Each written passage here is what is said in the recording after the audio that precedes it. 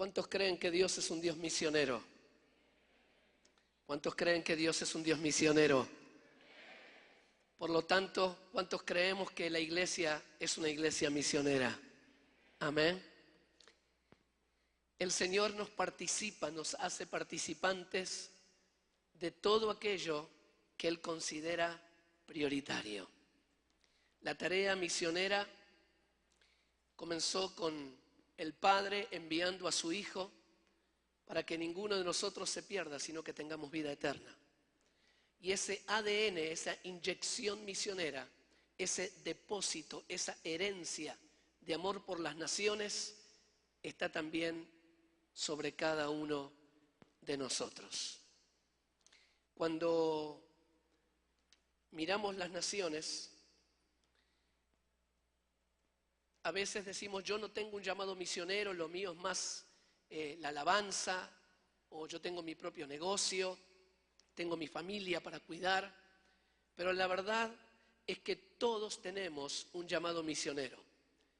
Algunos pasamos toda la vida dentro de la iglesia y no nos damos cuenta de que hay un llamado misionero, porque el llamado no está centrado en nosotros, sino que está centrado en aquel que nos llama. En otras palabras, el que determina el llamado misionero no es el llamado, no soy yo ni eres tú. El que determina el llamado misionero es aquel que dijo, id por todo el mundo y predicad el evangelio a toda criatura. Así que cuando hablamos de las misiones, cuando hablamos de las naciones, no hablamos de nuestra vocación, no hablamos de nuestro interés, no hablamos de lo que nos importa, hablamos de Él. Ni siquiera hablamos de la necesidad de los pueblos pobres en África, no hablamos del 0,000% de cristianos que hay en Tungutungu o donde fuera, sino que hablamos del interés de Él, del enfoque de Él, de la prioridad de Él, hablamos de Dios, hablamos de nuestro Padre Dios. Amén. Cuando a veces hablamos de nuestra vocación, hablamos de como si fuera algo nuestro. Mi vocación, yo quiero ser ingeniero, quiero ser artista, quiero ser docente, quiero ser profesor, como si fuera algo propio. Pero hace unos días atrás en la reunión de pastores decíamos que la vocación no está centrada en nosotros, no existe tal cosa como mi vocación. Vocación viene de vocat, de llamar, de las cuerdas vocales. Vocación no está centrado en mi vocación, sino en quien me vocatea, en quien me está vocateando, en quien me está llamando.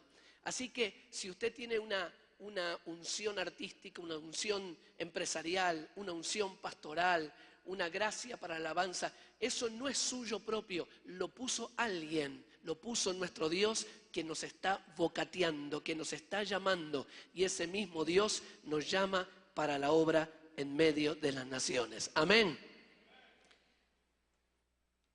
Así que si usted está en otra cosa pensando, bueno, esto de las misiones no es para mí, porque yo estoy estudiando, trabajando, tengo una familia, tengo mi suegra, tengo esto, me duele por acá, tengo la enfermedad del otro lado, no es para mí, está mal informado.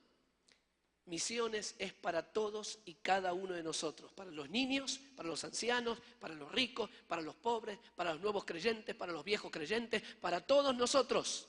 Mientras estamos vivos, la visión misionera es para todos nosotros. Lo que sucede es que cuando no abrimos nuestros ojos para ver, hay una frase muy popular que dice que ojos que no ven, ojos que no ven, eso está en Proverbios capítulo 4. No. Para tener visión misionera hay que hacer algo muy sencillo, hay que ver. Para tener visión misionera hay que buscar la oportunidad de ver lo que sucede en las naciones, de ver lo que sucede con los misioneros, de ver lo que está pasando en las ciudades del mundo, de ver lo que está sucediendo con esta generación de jóvenes en medio de las naciones, de ver. Si yo cierro mi oportunidad a ver la necesidad de las naciones, jamás tendré visión misionera. Y algunos de nosotros en nuestra vida cristiana lo único que vemos es nuestro propio ombligo. nuestra propia necesidad, nuestro propio proyecto, nuestro propio placer, nuestra propia gratificación. Y si nosotros no miramos más allá, jamás tendremos visión. Dice la palabra en Juan 4:35 que hay campos que están listos para la siega. Ustedes dicen que faltan 4 meses para la cosecha, dijo Jesús. Pero yo les digo que levanten la mirada. Lo primero que Jesús les dice es que levanten la mirada. Cuando yo tengo la mirada puesta en mi propio circulito, en mi propio mundito, no puedo entonces mirar lo que Dios mira. Y pasan muchas cosas en nuestra vida cuando no miramos con los ojos de Dios. A veces las circunstancias se mueven alrededor nuestro y tenemos problemas laborales, problemas de salud, problemas dentro de nuestra propia familia. Y le decimos, Señor, ¿por qué? ¿Por qué? ¿Por qué? ¿Por qué me pasa esto? Que nosotros creemos que la obra misionera es como una cajita separada, como un compartimento estanco, algo departamentalizado, como si fuera algo opcional. Pero la obra misionera es parte de tu vida y parte de mi vida, nos guste o no nos guste. No es un opcional. Y a veces el Señor permite que algunas circunstancias se muevan como el piso bajo nuestros zapatos para captar nuestra atención y levantar nuestra mirada. Para aquellos que pasamos mucho tiempo arriba de un avión, es muy interesante ver la actitud de la gente en un vuelo. Cada uno está ahí con sus laptops en medio del vuelo y ejecutivos y me meten ahí no porque tenga plata, sino por viajar mucho, me mandan a los salones VIPs de las compañías aéreas y uno ve toda la gente esta así, importante, cada uno metido en su mundo, hablando con Tokio y después habla con el Cairo y después habla, ¡wow!, ¿no? Y después subes con ellos al avión y están todos muy ocupados con la bolsa de allá y qué pasa en Australia y qué pasa. Hasta el momento que comienzan las turbulencias. Es muy interesante observar a la gente en medio de una buena y rica turbulencia en el avión. Se olvidan de sus tabletas, de sus laptops, de todas sus conexiones, se olvidan de todos los planes. Y tú ves ahí a los más copetudos, no sé cómo dicen aquí, ves a la gente más sofisticada, todos comienzan, se agarran la manito del otro, si está con la mujer o con quien sea, se agarra la manito y comienzan... Y comienzan, y miran para arriba, no sé a dónde, porque está el techo del avión ahí, están en medio, están a 11.000 metros de altura. Es que si miran para abajo les da más pánico todavía. Se hacen vulnerables y levantan la mirada al cielo. Dios mío, Dios mío, Dios mío. Todo el mundo dice, oh my God, Dios mío, Dios mío, Dios. Ajá. Y uno dice, mira qué linda forma, mira, el Señor tiene que soplar un poquito en algunas nubes, un poco de baja presión, de cambio de presión, y todo, para que levantemos la mirada, para que la saquemos de nuestros negocios, de nuestro futuro, de nuestro proyecto, de nuestra problemática, de nuestro propio ombligo. Y el Señor a veces nos provoca con situaciones que se mueven bajo el piso, para que levantemos la mirada y miramos los campos que ya están listos para ser cosechados. Así que es una buena pregunta, Señor, ¿soy un cristiano con la mirada levantada o soy un cristiano con la mirada en mi ombligo?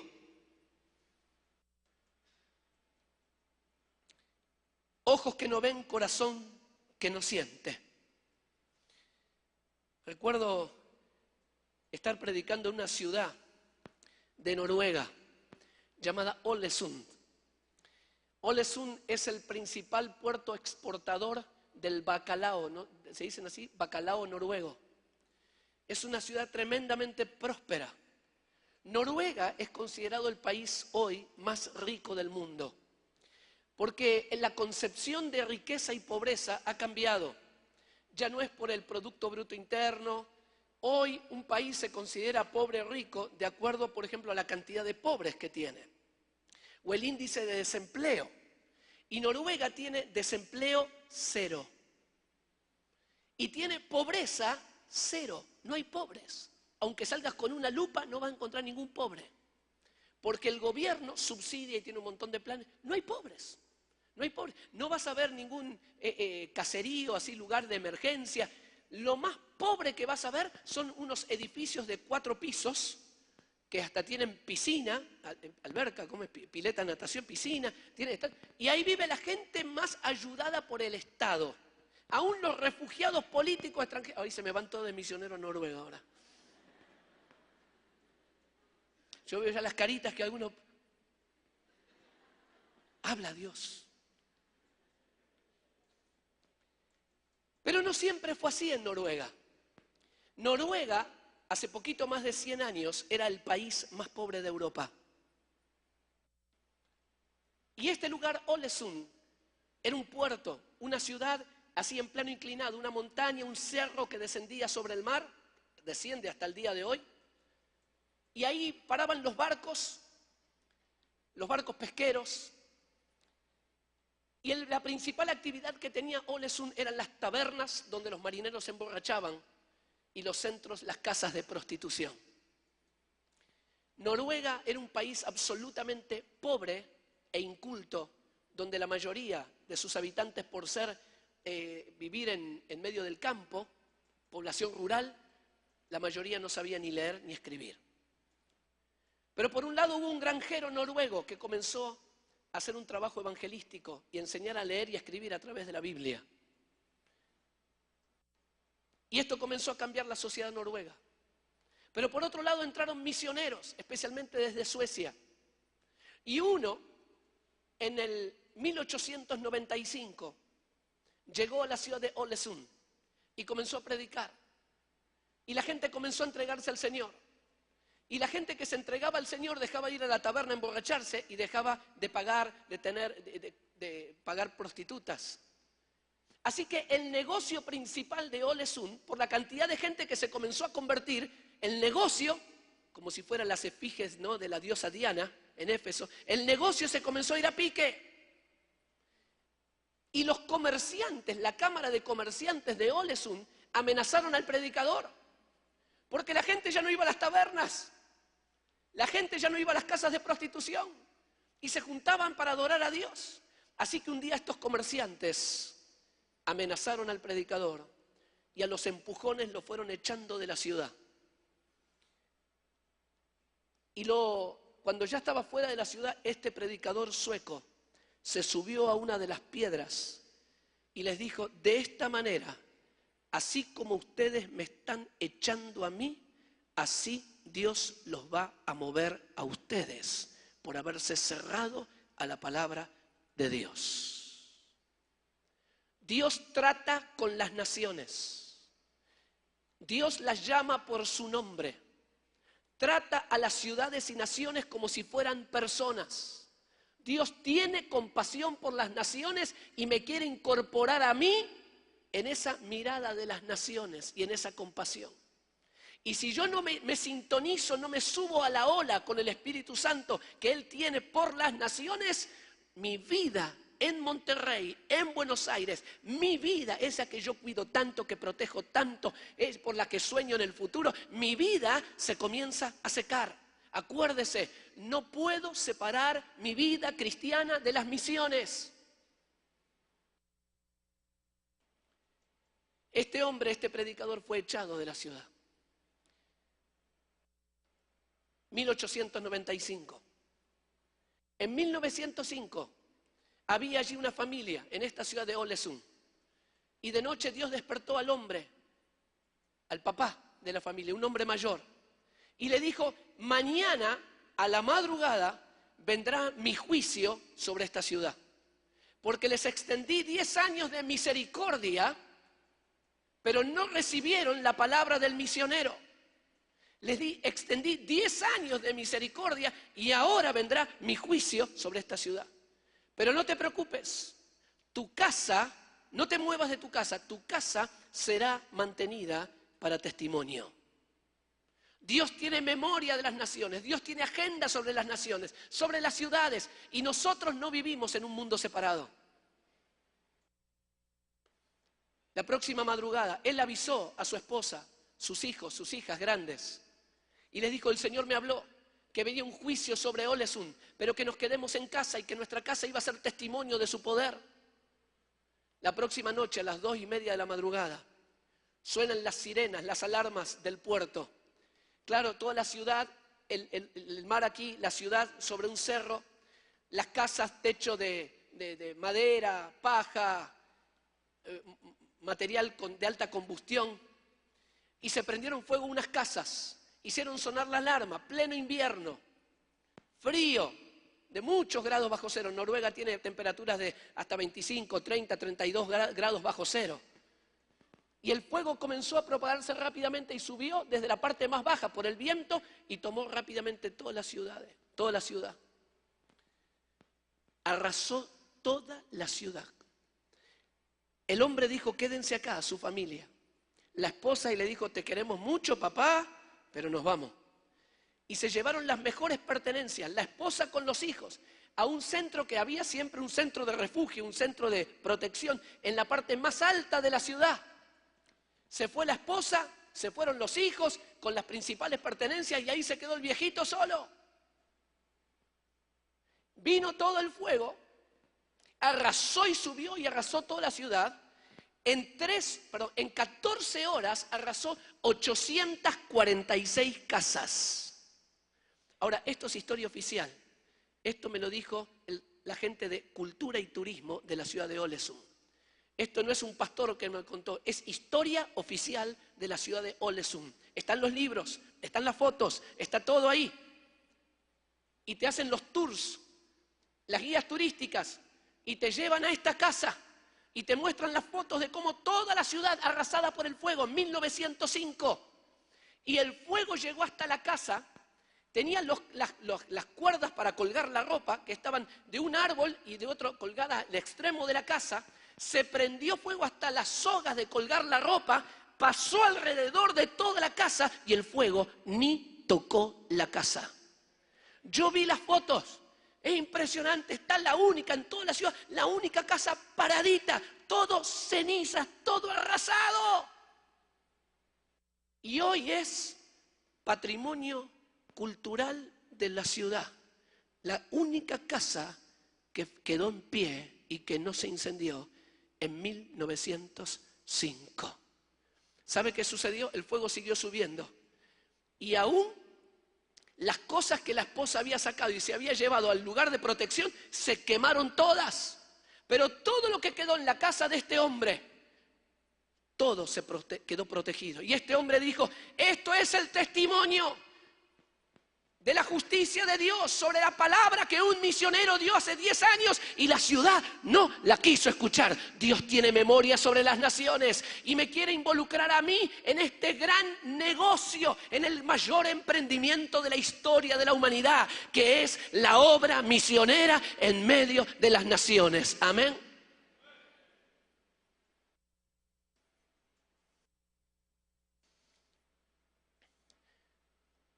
La ciudad, como Nínive, se quebrantó ante el Señor.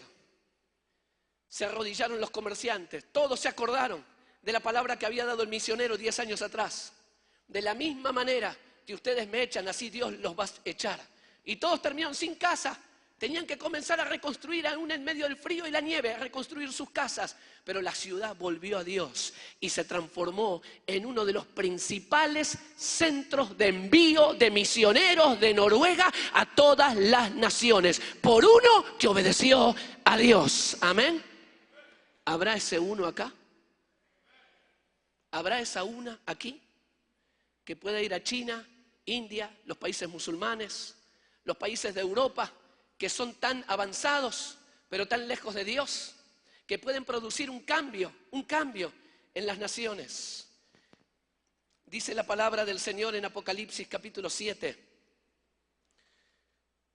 Aleluya. Apocalipsis 7, verso 9. Después de esto miré, he aquí una gran multitud, la cual nadie podía contar, de todas naciones y tribus y pueblos y lenguas, que estaban delante del trono y en la presencia del Cordero, vestidos de ropas blancas y con palmas en las manos. Y clamaban a gran voz diciendo, la salvación pertenece a nuestro Dios que está sentado en el trono y al Cordero. Y todos los ángeles estaban en pie alrededor del trono y de los ancianos y de los 4 seres vivientes, y se postraron sobre sus rostros delante del trono y adoraron a Dios. Aleluya.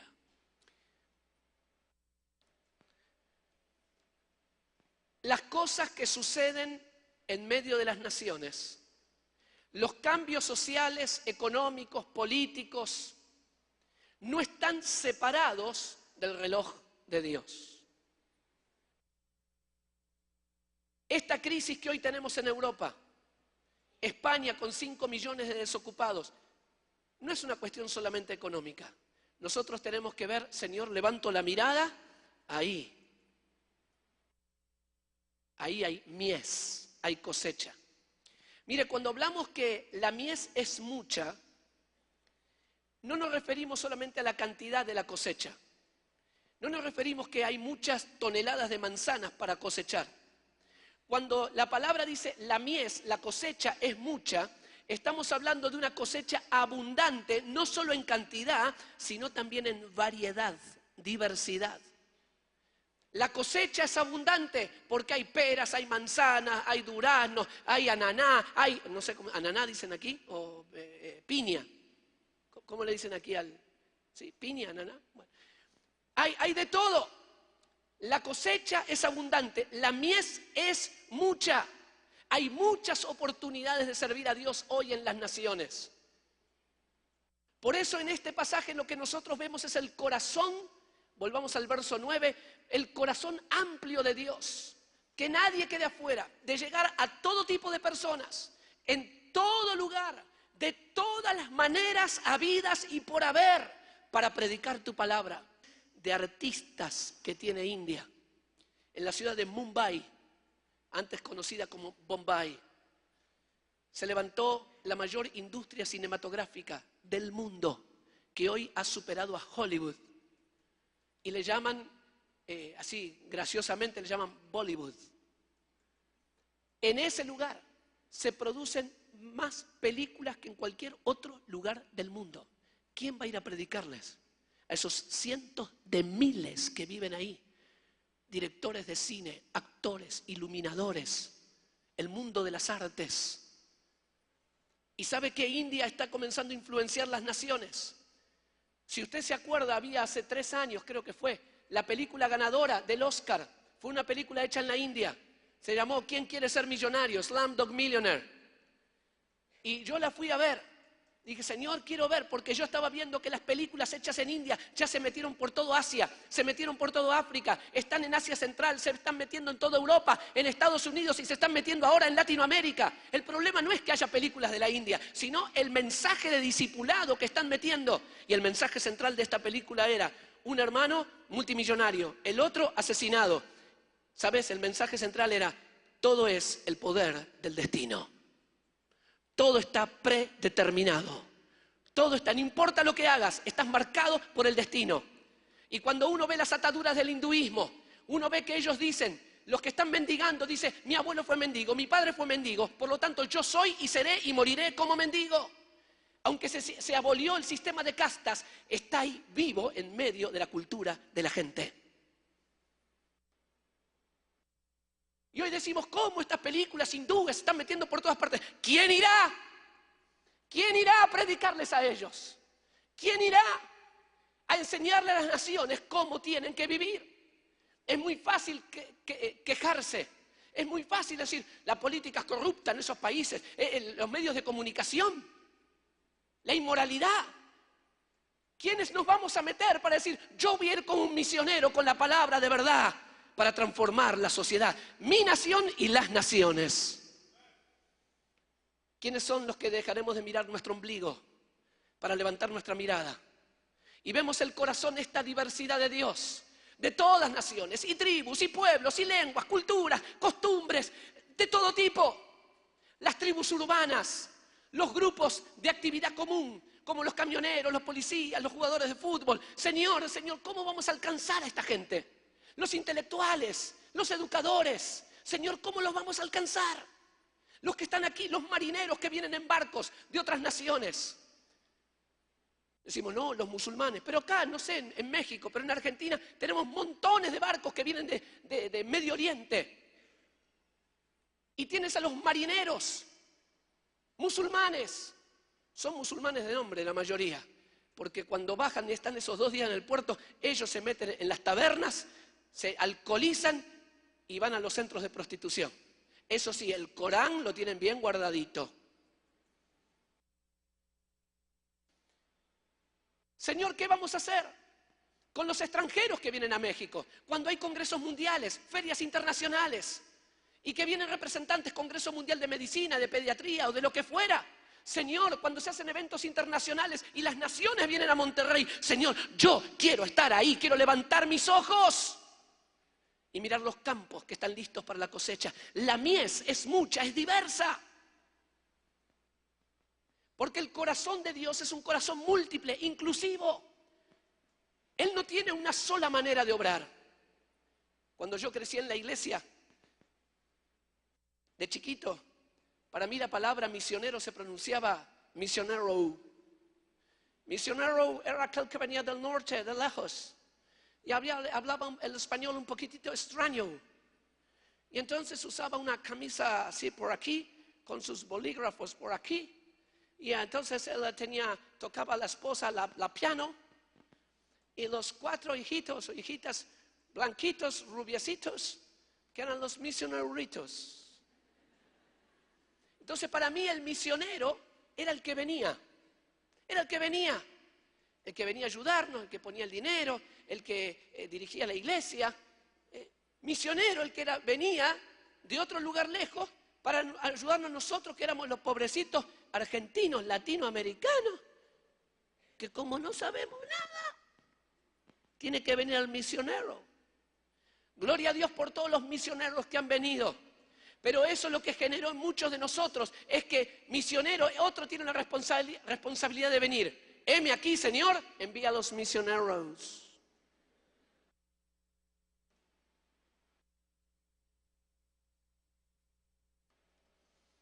Pero ahora estamos viendo, quisiéramos ver muchos más, a muchos trigueñitos, morenitos, de apellido González, Pérez, Rodríguez, Fernández, García, Montes, aleluya, aleluya, que se están levantando de nuestras iglesias latinoamericanas y dicen, yo voy a ser parte del mayor emprendimiento de la historia de la humanidad, que es la Gran Comisión. Estamos en un tiempo diferente, en un tiempo maravilloso. Y el Señor se está moviendo en esta amplitud en medio nuestro de una manera increíble. Los cambios que suceden en una nación son para captar nuestra atención. Cuando hay un tsunami, cuando hay catástrofes, ese es el momento de donde las naciones más abren. Hemos visto países musulmanes que en medio de terremotos eran los más duros al evangelio y en medio del quebranto abrieron su corazón. Las naciones se abren en medio del dolor. Las naciones se abren en medio de la humillación, de la vergüenza. Argentina teníamos 1.4 creyentes evangélicos. Nada. Nada. Junto con Uruguay, los países con menos creyentes. ¿Sabe lo que sucedió? Muy simple. Dictadura militar. 30.000 desaparecidos. 4.000% de inflación. Y una guerra perdida contra Inglaterra. Todo en 7 años. ¿Qué te parece?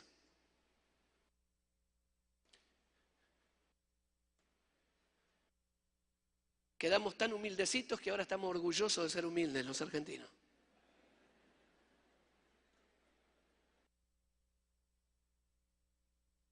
Qué golpe, qué vergüenza.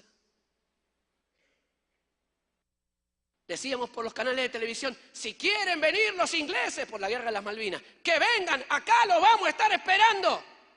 El problema es que vinieron. Y en menos de un mes estábamos ahí entregando las armas. Y en esos mismos tiempos estábamos orando en grupos de intercesión. Y el Señor me da una visión de un submarino que disparaba un misil contra un portaaviones. Yo estaba dirigiendo un grupo de oración. Dios me dio una visión. Así que yo puse a toda la gente a orar en medio de la guerra, porque yo presupuse que sería un submarino inglés disparando un misil contra un portaaviones argentino. Así que pusimos a la gente a orar, Señor, que los misiles no exploten, que los misiles no exploten, que los misiles no exploten. En el nombre de Jesús, cortamos, apagamos, cancelamos, que no pase nada con los misiles. Y yo estaba seguro que era una visión de Dios. Y era de Dios. 2 días más tarde salió en plena portada de todos los periódicos: el submarino argentino San Luis disparó misiles contra el portaaviones inglés y no explotaron.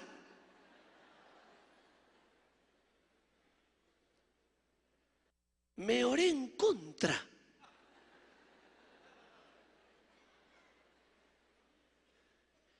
Yo dije, ahora, yo en ese momento no me reí.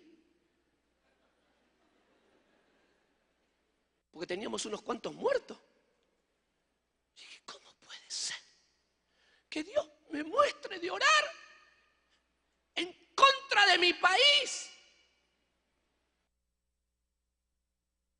Y fue notorio, porque nadie se explicaba cómo no explotaron los misiles. La información lo dio la corona británica, que habían disparado, y era lo que nosotros habíamos orado, pero para el otro lado. Y el Señor nos habló: es que yo estoy preparando a esta nación para que se vuelva a mí. 1,5%. En medio de toda esa crisis de perder una guerra, de llorar por los rincones, llorar por nuestros muertos y llorar por todo el fracaso que estábamos viviendo, se levantó un hombre chaparrito así, bajito así, que tenía menos de 3 años de convertido, que tenía solamente 2 sermones para predicar. Y un día lo invitaron a predicar 3 noches y partió uno por la mitad y lo predicó en 2 veces. Que sus sermones, su hoja de preparación, era un mamarracho, una letra grandota, bien a lo bruto. Justo en el mismo año que perdimos la guerra, en el mismo año del peor dolor, se levanta un ministerio como el evangelista Carlos Anacondia. Justo. ¡Oh, qué coincidencia! Es que Dios tiene reloj sobre las naciones y nos quiere invitar a nosotros a ser parte de ese reloj para transformar las naciones. No te quedes afuera. Y comenzamos a tener reuniones al aire libre. 30.000 personas por noche, a veces 20.000, 25, 35.000, sin sillas, en medio del barro. La gente caía por el poder de Dios sin que nadie les tocara.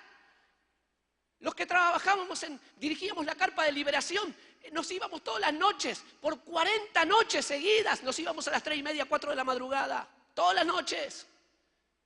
Miles y miles y miles.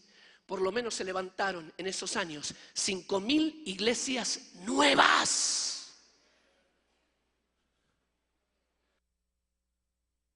Los cambios que suceden en las naciones no están separados del reloj de Dios. Señor, ¿qué está pasando en Cartagena? ¿Qué está pasando en cada ciudad nuestra? De Argentina, de México, en Monterrey, en Estados Unidos, en Londres. Ahora vienen los Juegos Olímpicos. Déjeme contarle una breve historia más. Hace unos años atrás estaba predicando la convención de las Asambleas de Dios en Madrid. España siempre fue llamada el cementerio de los misioneros. Misioneros que trabajaron por 30 años y tenían una iglesia de 5 miembros, 6 personas. Muy duro, una persecución religiosa de la religión oficial hacia la iglesia evangélica. Siempre nos miraron como una secta, maltratados, nunca nos dieron permisos el gobierno de nada. Todo era no, todo chiquitito, las iglesias en lugares recónditos, escondiditos. Y el Señor me dio una palabra. Vienen tiempos de libertad, de crecimiento.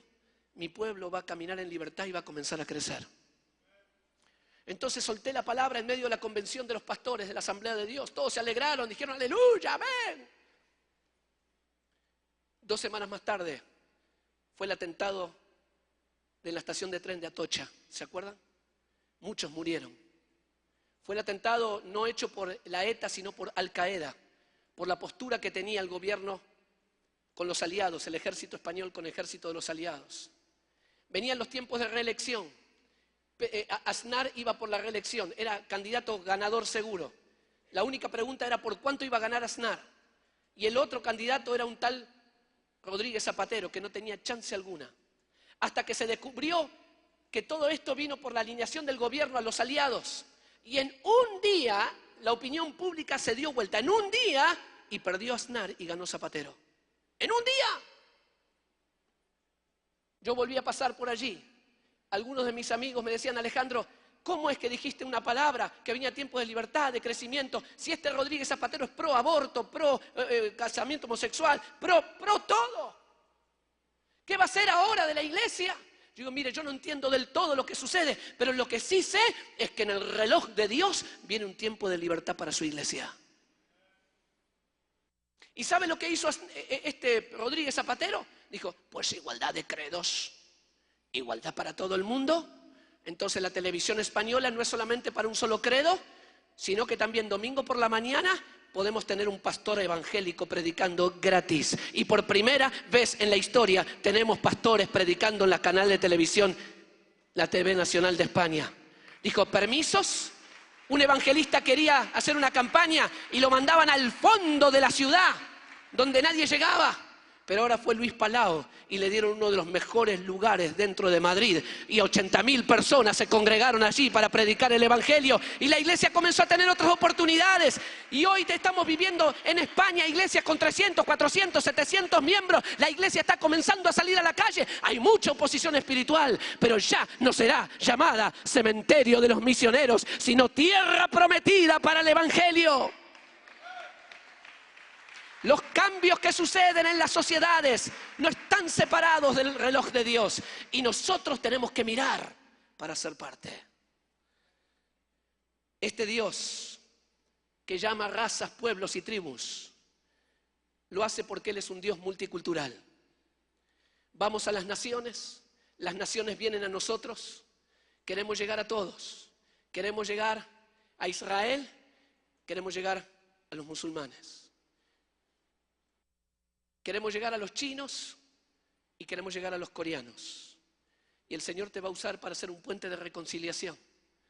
Hubo mucho dolor en la historia entre China, Japón y Corea. Asesinatos, conquista generalmente sobre Corea, Japón en un momento, China. Pero la iglesia coreana comenzó a aprender a perdonar. Y esto liberó las ataduras de amargura de la iglesia coreana. Y hoy son la principal fuerza misionera del mundo. Hay tiempos.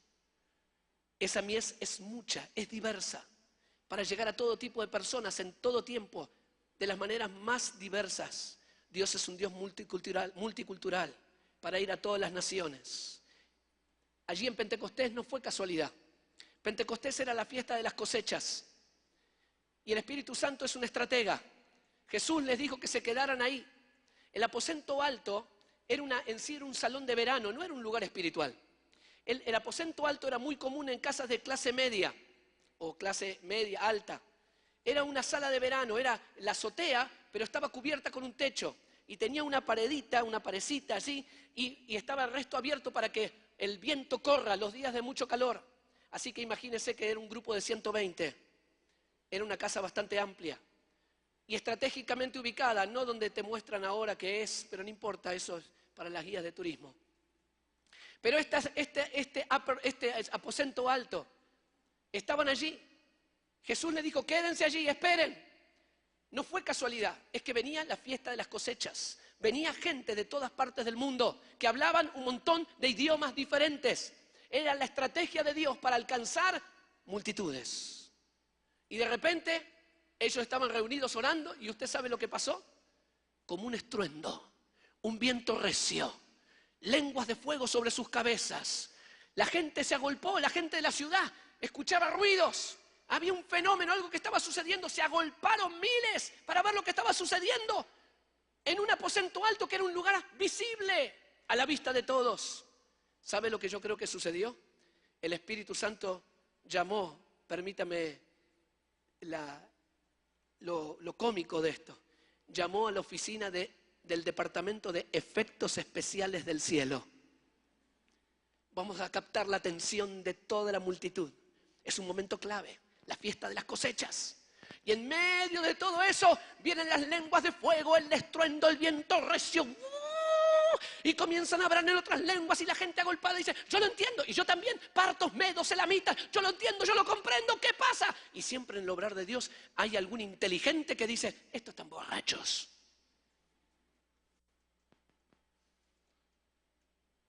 Y fue una explosión a naciones. Dios no hace las cosas por casualidad. Prepara las naciones para momentos justos. Dios es un Dios multicultural. Dios es un Dios multigeneracional.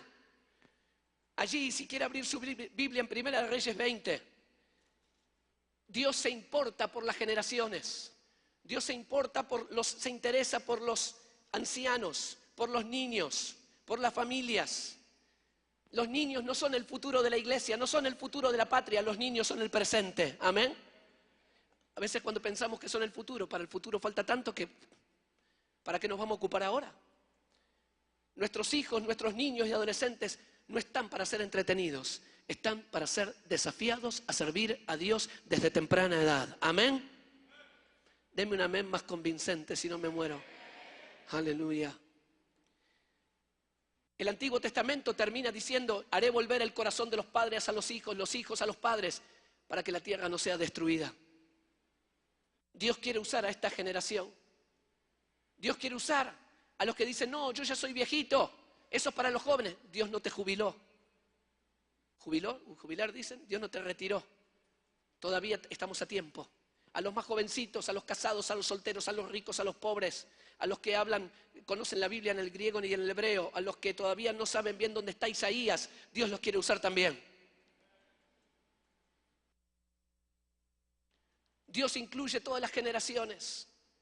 Y dice allí en el relato, se me vuela la Biblia, ahí en Primera de Reyes capítulo 20, que había un rey que había ido contra Dios, era el rey Acab. Y a partir del verso 13 hay un relato maravilloso. Y el profeta le dice, yo voy a entregar a esta multitud que tienes delante para que conozcas que yo soy Jehová. Lo único bueno que hizo este mal rey llamado Acab fue decir, verso 14, respondió Acab, ¿por mano de quién? Él dijo, así ha dicho Jehová, por mano de los siervos de los príncipes de las provincias. Otra versión dice por los cadetes y otra versión dice por los jóvenes oficiales. Eran los que se estaban preparando. Así que Dios estaba preparando y luego usted puede seguir el relato y dice, pero tú darás la orden, el rey dará la orden. Y va a ser un grupo de 232 cadetes, aprendices, que no son generales, que no son los grandes líderes, pero están aprendiendo, se están preparando. Ellos van a ir a la vanguardia, ellos irán a la vanguardia. Y 7.000 del pueblo iban a ir detrás de ellos. Se enfrentaban un ejército enorme, enorme, contra Ben-Hadad y todos los reyes aliados. Y dice que fueron los 232 aprendices, los 232 muchachitos, los 232 que estaban aprendiendo sus primeras armas ministeriales. Y el ejército enemigo los subestimó de tal manera que Ben-Hadad dijo, miren, si estos muchachos vienen en son de guerra, en son de paz, háganlos pasar, perdonémosle la vida. Y si vienen para la batalla, también perdonémosle la vida. O sea, los subestimó completamente. Y dice que estos 232 iban marchando y a cada uno que se le ponía delante, sácate, sácate, sácate, sácate, sácate. Y pusieron en fuga a todos los ejércitos de Ben-Hadad, un grupo de muchachitos. Pero que estaban sostenidos por la voz del rey. Y el pueblo que iba atrás, Dios quiere usar a todas las generaciones. Había un abuelito por ahí, Elías, que después que había visto la gloria de Dios en el Monte Carmelo, la reina Jezabel lo amenazó de muerte. Y él dijo, yo me quiero morir. Entró en un pozo depresivo. Señor, para mi vida, hasta acá llegué. Y Dios le tiene que decir, Elías, no te jubiles. Levántate, Elías, que todavía hay 7.000 que no doblaron sus rodillas. salí de tu autocompasión. Elías estaba bañado de autocompasión, pobrecito yo. ¿Cómo yo voy a ser misionero con todos los problemas que tengo? Cortemos con la autocompasión y vamos a dar nuestra vida para el mayor emprendimiento en la historia de la humanidad. Y estos jóvenes tuvieron una gran victoria. Dios es un Dios multicultural, multigeneracional. Dios es un Dios innovador. Se mueve de tantas maneras diferentes. Y quiere usarnos de tantas maneras que nosotros Señor, decimos no. Pedro estaba orando en la azotea. Y el Señor le manda una visión para ir a la casa de Cornelio. Y él, eso que estaba orando, dijo, no Señor, no Señor. Y se lo dijo 1, 2, 3 veces. Hasta que el Señor mismo le tuvo que mandar un taxi hasta la casa para que lo llevaran a la casa de Cornelio. Y cuando él comenzó a predicar, predicaba más largo que Alejandro Rodríguez, ¿sabe? Y se llevó un grupo de testigos, no vaya a ser. Y comenzó a predicar. Y predicó tan largo que hasta el Espíritu Santo se aburrió. Y le interrumpió el sermón. Y se le derramó en medio de la gente. Y comenzaron a hablar en lenguas. Ahora, estos no habían ni levantado la mano para aceptar al Señor Jesucristo como su único y suficiente Salvador personal.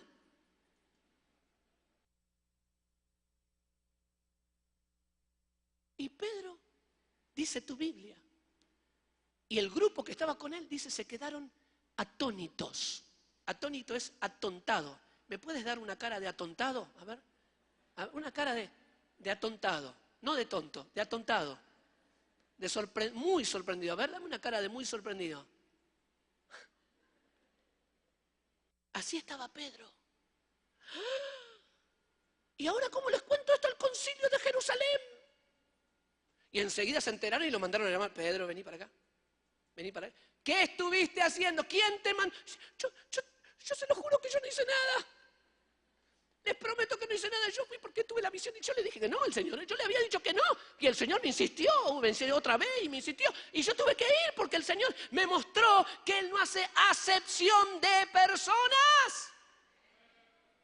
Pero para Él era imposible porque todo lo que Dios había hecho era con judíos, para judíos, por judíos, de judíos, todo. Y ahora Dios le rompía las estructuras. Y dice, es que yo estaba predicando y de repente el Espíritu Santo me interrumpió y comenzaron a hablar de otra lengua. ¿Qué quiere que le haga? Yo no tengo la culpa. Yo no fui. El Señor nos quiere sorprender porque Él es un Dios innovador. A veces abre el mar rojo, hace descender fuego del cielo, envía maná, multiplica panes y peces, afirma nuestros pies sobre el agua. Pero siempre tiene que haber una decisión de obediencia y de fe primero para que veamos la gloria de Dios después. La innovación que viene del Espíritu Santo exige de mí un paso de fe primero. Y paro ahí porque ese es otro sermón. Dios es un Dios multiplicador. Él quiere multiplicar los talentos que Él nos ha dado. A veces tenemos la hermanita Juanita, ¿no?, que dirige la alabanza en la iglesia. Y canta y dice, oh, Señor, yo te adoro. Y todo, qué hermoso.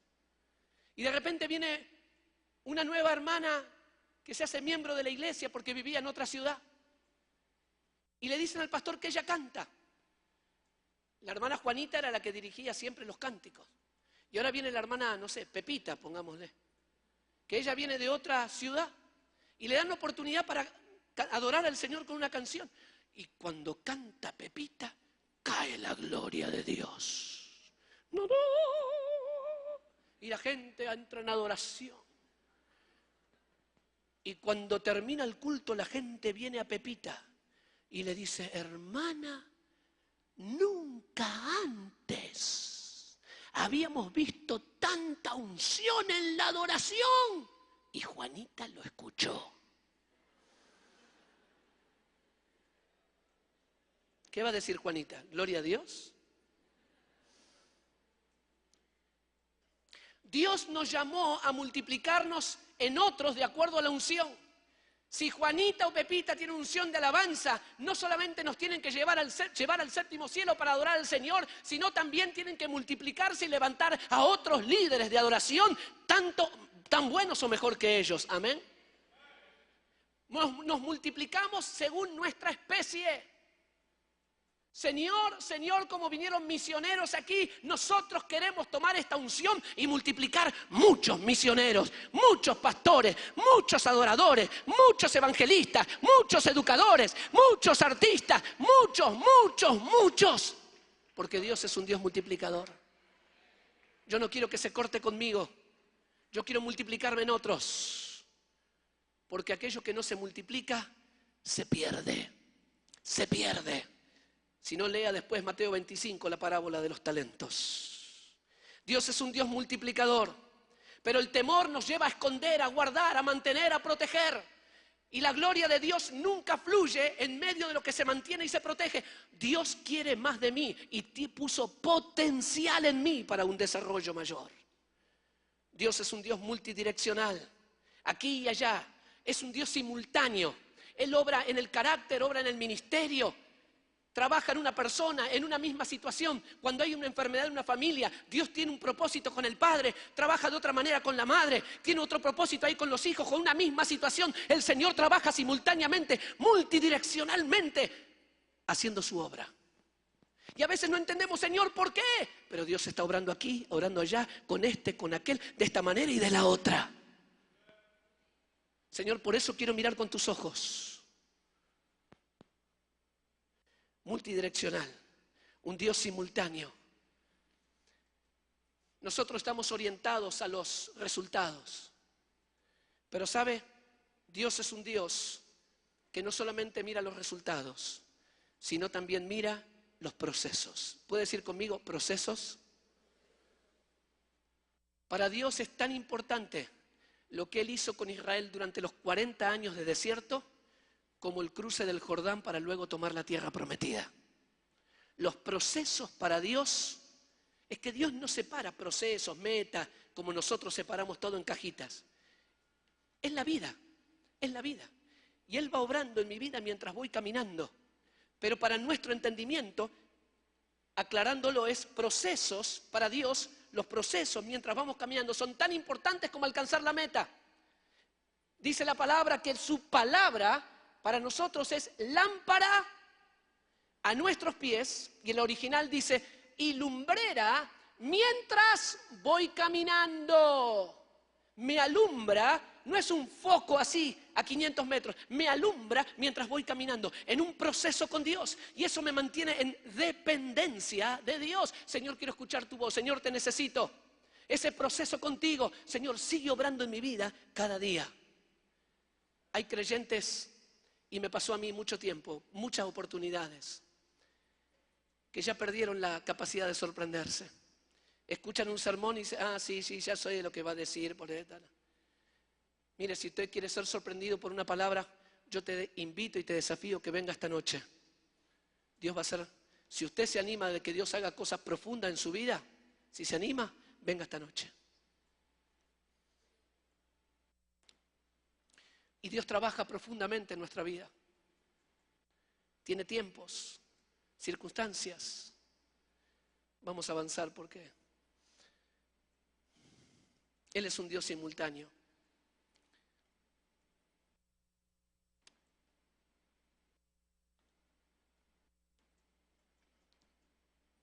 Yo creo que vamos a ir parando aquí.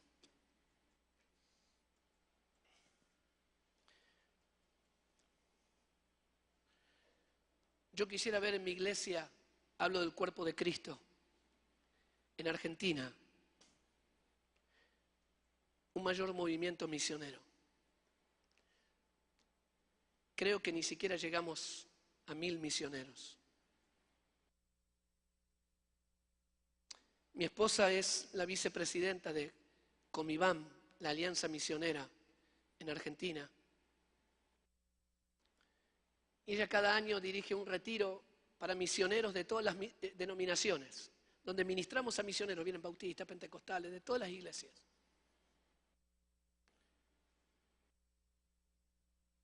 Y aunque hay una mayor conciencia misionera en las iglesias de Argentina, todavía hay tanto desinterés, indiferencia. apatía. Y otra vez, cuando comenzamos a prosperar económicamente, cuando nuestra vida está más estable, parece que ahí comenzamos a tener otros horizontes. Mejor dicho, no misioneros, sino personales. ¿Sabe cuál fue el mejor momento de respuesta a la obra misionera de la Iglesia Argentina? Fue allí, 2002, 2003, en medio de la crisis. Pero cuando nosotros ya nos comenzamos a sentir seguros, tranquilos, en nuestro ámbito, parece que nos hacemos insensibles. Estamos tan ocupados con nuestro trabajo. Y aún con nuestro propio trabajo, aún si servimos dentro de nuestra propia congregación. Y en el último minuto quiero hacerte un resumen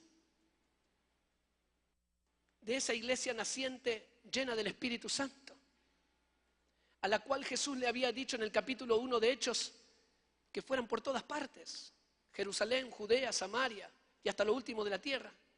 Y no necesariamente en el orden cronológico, porque el original en el griego dice tanto en Jerusalén como en Judea.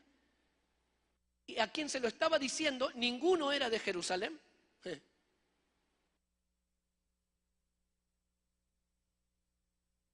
Pero la iglesia se fue acomodando, porque estaba bendecida por Dios.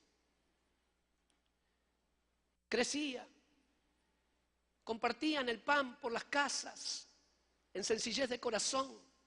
El Señor añadía cada día a los que iban a ser salvos a la iglesia. Era tremendo. ¡Qué bendición! Era una iglesia hasta próspera porque funcionaban en cooperativas. Y dice que entre ellos no había ningún necesitado. ¡Wow! Eso 2000 años atrás, alto cooperativismo. Estaban contentos. La gente se convertía, los enfermos se sanaban, tenían que comer, estaban bien. Pero había un pequeño detalle. Jesús les había dicho a todas las naciones. Comienzan a pasar los primeros años y de repente, en medio de tanta alegría y prosperidad, un matrimonio cae fulminado dentro de la iglesia y muere. Después de haber dado una ofrenda quizás de cerca de $90.000. Pero lo único malo que hicieron fue dejar $10.000 depositado en el banco. Fueron a la iglesia y dijeron, acá está todo el dinero de la herencia. Una mentirita. Y cayeron fulminados. Señor, ¿por qué? En el próximo capítulo comienza a haber un enfrentamiento interno dentro de la iglesia. Unos se sentían rechazados, mal atendidos. Las viudas de los griegos y las viudas de los... ¡Uy, Señor! Y se armó un lío bárbaro. Y los apóstoles tuvieron que decir, bueno, nombren a 7. De los cuales de los 7, 4 eran de trasfondo griego. Les pusieron ahí la mayoría para ver si balanceaban la cosa. Y los 2 primeros que se mencionan son Felipe y Esteban, como meseros. Pero ese cambio en la situación en Jerusalén de la iglesia era el terreno propicio para todo lo que iba a venir después. Ellos no salieron a las naciones en Hechos 1:8. Lo masacraron a Esteban. Quien consintió en su muerte era un asesino llamado Saulo de Tarso. Y a partir del capítulo 8 se desató una persecución sin precedentes. ¿Usted cree que la persecución era, pues huyamos a Damasco, que ahí viene el perseguidor? Eran matanzas, crímenes, asesinatos, torturas, violencia, familias separadas, llanto. ¿Por qué, Señor? Si estamos en medio de la gloria. Somos creyentes. Es que yo les dije ahora, hace 8 años atrás, tanto en Jerusalén como en Judea y en Samaria, y ustedes siguen en Jerusalén. Y en Hechos 8:1 se desató esa persecución terrible. Lo que Jesús había dicho en Hechos 1:8 se tuvo que cumplir por la fuerza en Hechos 8:1. ¿Vamos a responder por inspiración o por persecución?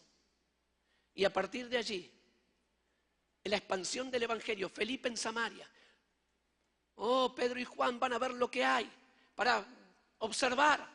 Y era tanta gloria de Dios que cuando ellos volvieron a Jerusalén desde Samaria, iban parando por los pueblos samaritanos anunciando el Evangelio del Reino por primera vez. ¿Quién abrió el camino? El mesero.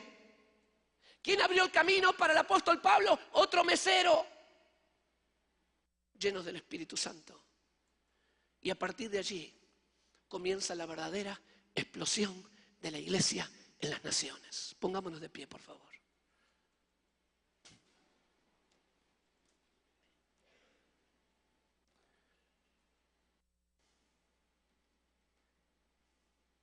Miren las noticias de las naciones. Entra a internet. Lo que está pasando, lo que estuvo pasando en Egipto no es casualidad. En Libia no es casualidad. Ore, júntese con otros hermanos a orar por naciones. Júntese con otros para orar por los misioneros, por los que usted ya conoce y por otros. Involúcrese. Ofrende generosamente para misioneros. Use sus vacaciones para ir a servirlos. A los papás y mamás les digo, no pongas mucha presión sobre tus hijos para que sí o sí al terminar el secundario entren a la universidad. ¿Sabes? Hoy tenemos 35.000, 15.000 suicidios por año de jóvenes en Corea. Muchos son evangélicos. Porque se gradúan 500.000 de estudiantes universitarios por año y solamente 100.000 encuentran trabajo de lo que estudiaron. Están sobreeducados. Y tienen tal nivel de depresión y frustración que se tiran de un puente. Muchos de ellos son evangélicos.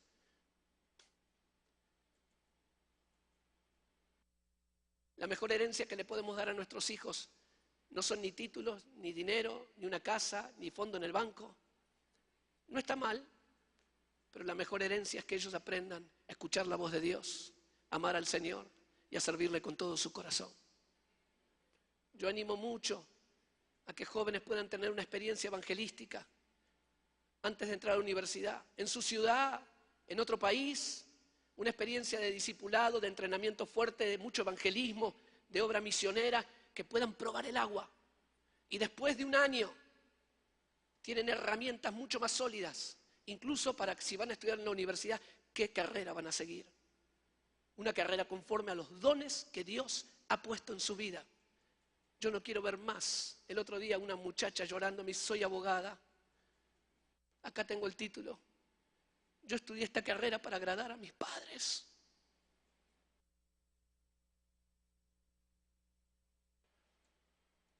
No estoy diciendo qué es lo que hay que hacer o no. Lo que estoy diciendo, abramos nuestro corazón a la prioridad de Dios. Para nosotros, para nuestros hijos. Y seamos parte, otra vez, de el mayor emprendimiento en la historia de la humanidad, que es alcanzar las naciones. Levante